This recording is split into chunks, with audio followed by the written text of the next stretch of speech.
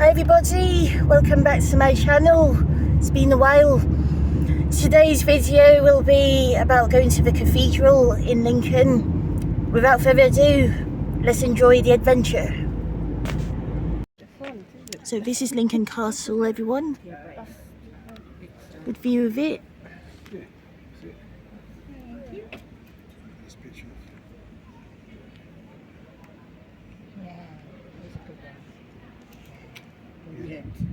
If I took it, what do you want?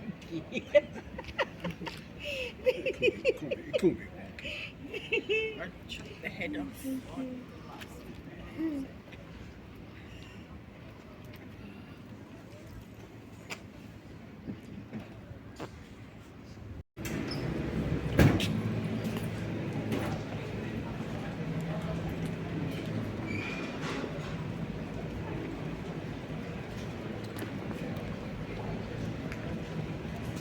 So in the distance, further down, this steep hill.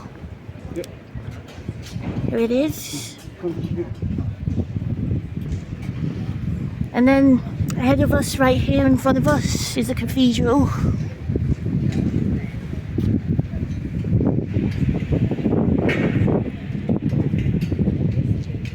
Yeah, it could be long.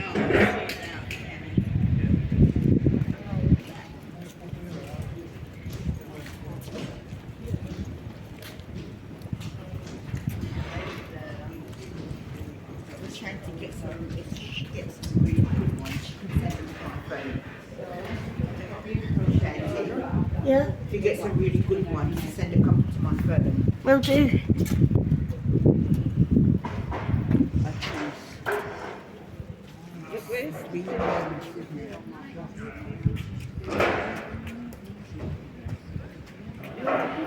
It's the big one.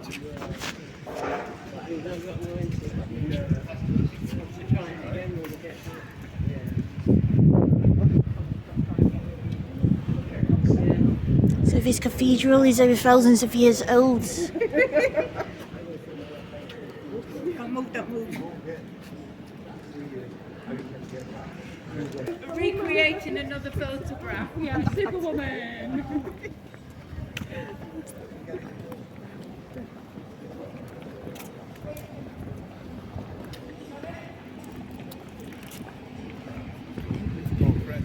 So we are about to go inside pretty much soon to see the beauty of the inside.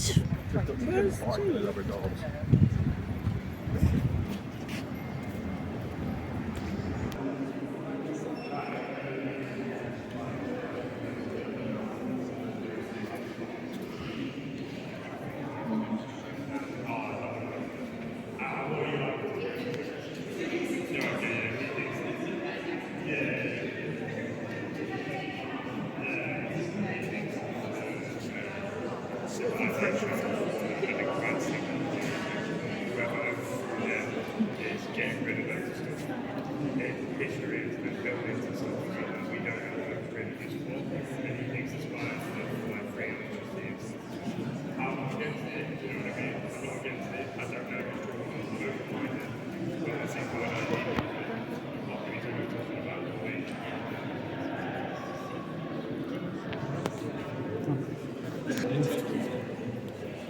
Beautiful stained glass windows here. Or do you just go for where the roof is? I'm going to get us to go and then we can take some more pictures. It's almost like I can hear the organ. Yeah. Yeah, I can hear the organ surely. Yeah.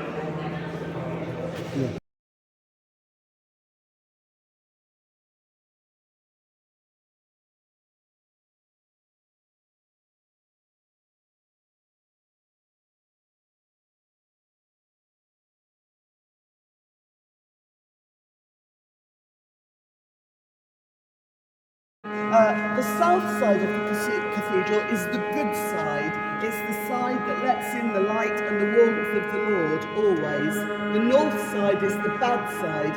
It's the side that defends us from the evil that comes from the north. And if you look at the two sides of this cathedral, you'll see they are quite different if you take a close look at them. If you look here, there are 1, 2, 3, 4, 5, sorry, blinding you, sorry, 5 arcades, and they're very beautifully carved in the mouldings. The window supports are also rather beautifully carved. If we look on this side, in the mouldings, no carving on the window supports. It's very, very different, and once you start to look, you'll see that all around, really. So the south is good, and the north is bad. The ridge line of the nave coming up from the east, which is where Hugh started to build, if you remember, comes straight as a die until, oh, what has happened here? Well, what has happened? The west front is not just the outside wall, it's this whole piece of the cathedral. In 1217, there was a great it is on this side and how narrow it is on this side. The vaults down here, wide and narrow. So this whole join here is tilted to the north by about 3 feet. I think it was a pretty good job, really. It's lasted 800 years anyway, so it's fine to talk about. Is this window here? I don't know if you can see here, it says, in memory of George Bull. Is that a name that's familiar to anybody? What do you know about George?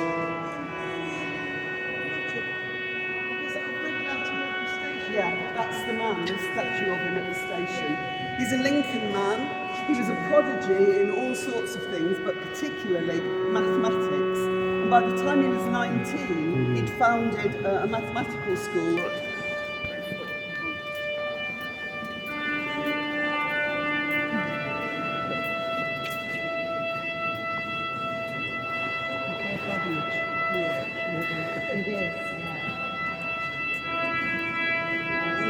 It's a beautiful place, Mum. It's stained glass windows. Oh, sorry.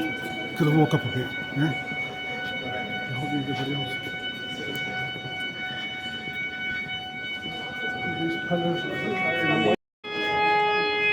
Right, I'm going to really have to shout. Looking to the south, welcoming in the people and the light from the city that it overlooks.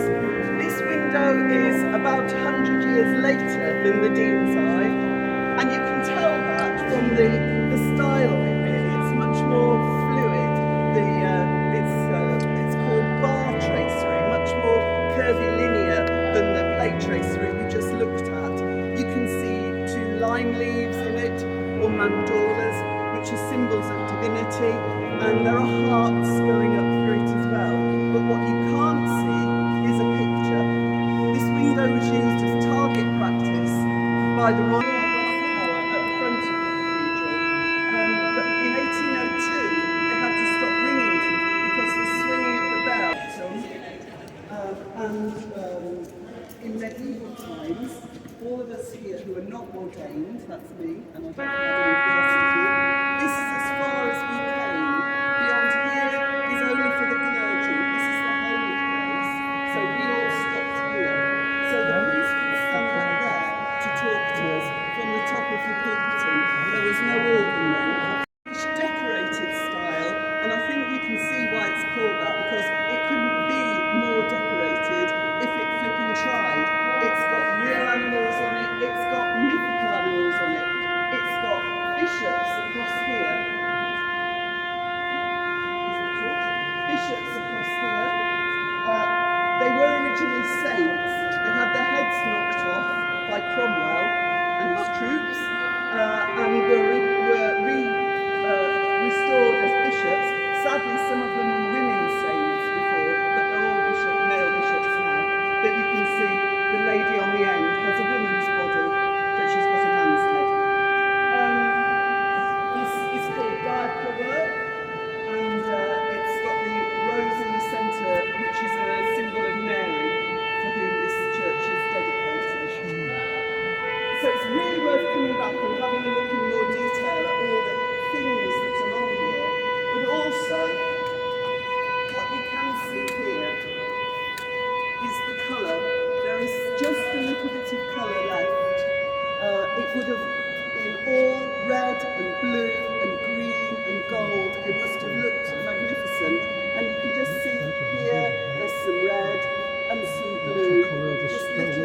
pieces left of it, to give you an idea.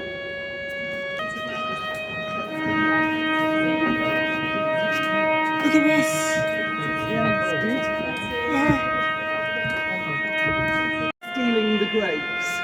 They're being killed by knights who obviously know the only way to kill a dragon is to stick your sword down its throat. Who knew? But anyway. So the knights are killing the evil dragons here. But on this side, they've hung up the dead dragons here. I'm never completely convinced. That one looks as if it's smirking to me, but who knows. But in any case, look up here. There's a baby dragon hiding in the foliage. So even though we're crossing into the holiest part of the church, we have to remember that evil is all around us.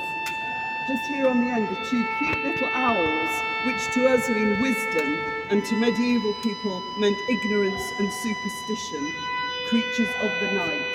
So be warned. Let's walk along.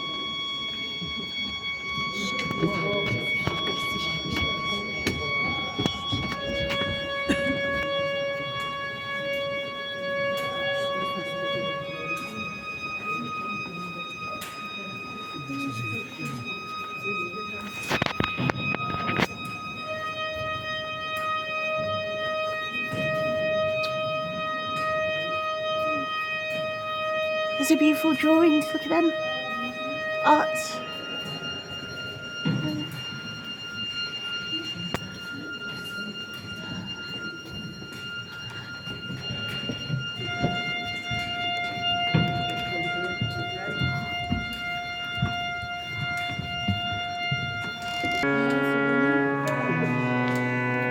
It is. St. Hugh's Shrine. St. Hugh's Shrine, just remember. Hugh started building here in 1192 from the East End. About here, his church ended at about here. What's really interesting to notice in here, well, there's hundreds of things that are interesting, but if we look up here at the roof, can you see the way that this vaulting goes over the roof here? It's called Lincoln's Crazy Vault, and there isn't another one like it anywhere. And really, the masons were learning their business here. Some of these vaults have no structural purpose whatsoever, and you can sort of imagine the masons, can't you, going, we'll just put one in here and see what it does. So it's all over the shop. Easy vaulting. But if we look here, this is St. Hugh's Shrine, built after the saint died in 1200, built as the great pilgrimage shrine for him. Look at that vaulting there. How perfect is that? So in the 70 years between here and here, the masons had really learned their job. The most amazing thing, of course, to look at here is all of this fabulous woodwork. And if you look at them, you'll see names that are local to Lincoln, like Caister and Corringham, but you'll also see Leighton Buzzard and Aylesbury, which have got nothing to do with Lincoln now, but remember that great big diocese that I showed you at the beginning? In medieval times, they were part of this diocese. Underneath the name of the canon's living is the first line of the psalm that canon is responsible for saying each day, so that the whole of the Psalter is recited every day, and that still goes on to this day. The canons are still responsible for doing that. This is her tomb, and this is the tomb of her daughter, Joan Beaufort, Countess of Westmoreland. Is anybody familiar with that? I know this lady is. Anybody else know the name Catherine Swynford? She was the third wife of John of Gaunt, the son of Edward III, the brother of the Black Prince. She came to England with Edward III's wife, Philippa of Hainault, from Belgium. She was brought up at court, and she married.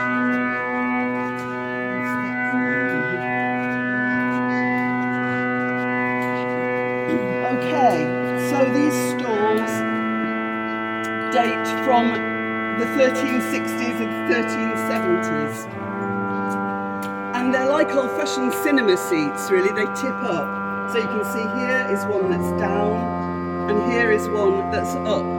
They're called misericords, which means mercy seat. And the reason for that is that little ledge that you can see there. Services were frequent and long in medieval times, and I assume that many of the canons were not in the first flush of their youth.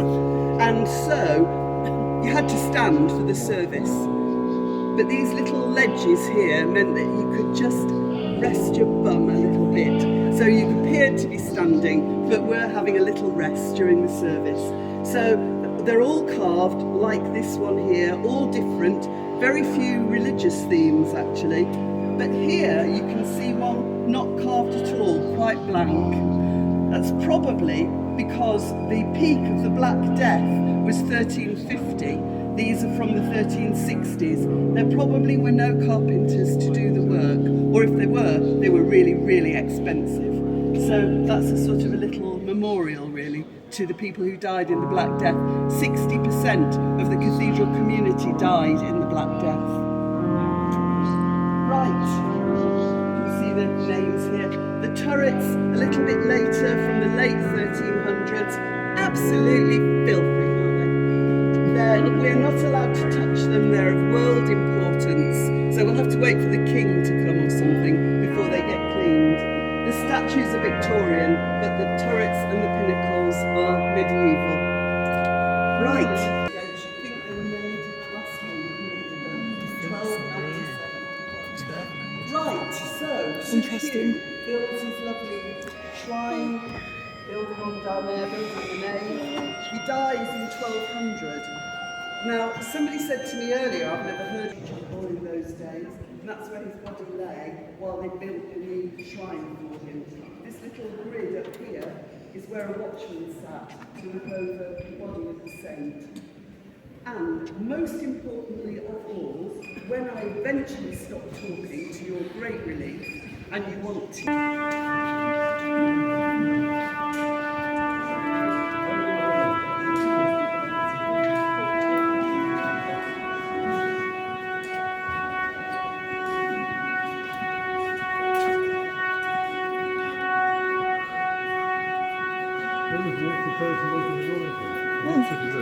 No, he's in the big organ at the end. In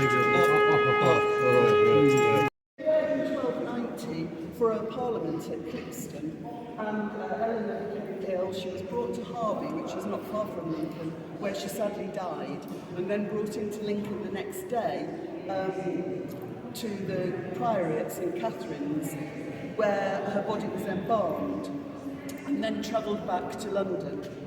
So the bits that they took away from her in the embalming, that is all of her viscera, were buried here in the cathedral in what's called her visceral tomb. It was here, but destroyed in the Civil War. This is a replica of it, and the effigy on the top is a copy of the one on the real tomb in Westminster Abbey. So Edward was so distraught after her death that as she was taken back to London, he ordered that at every place that she rested, a cross had to be raised, and those are called the Eleanor crosses. So there were 12 of them. The first one was here in Lincoln at Crosscliffe Hill, the last one at Charing Cross.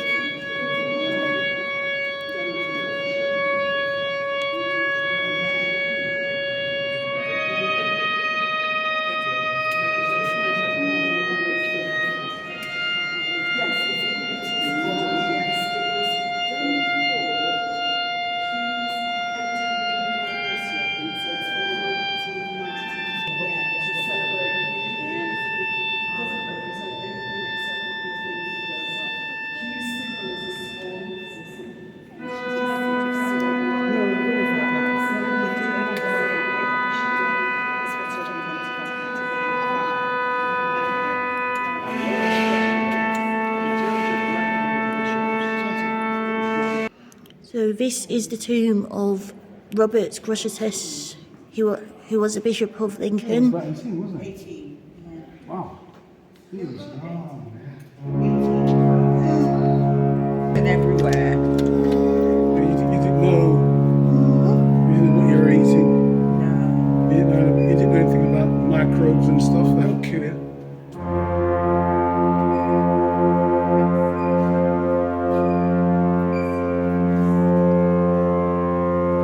was that Scottish shop.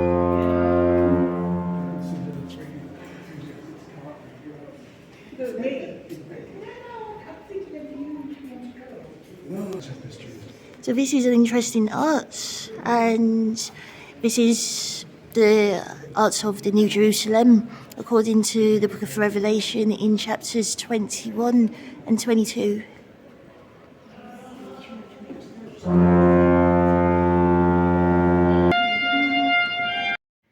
So this is a statue of Edward King, and he served as the Bishop of Lincoln from 1885 to 1910.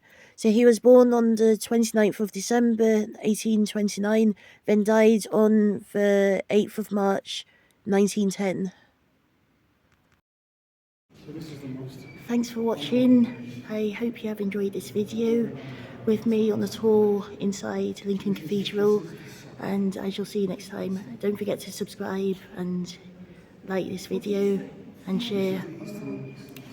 Bye guys.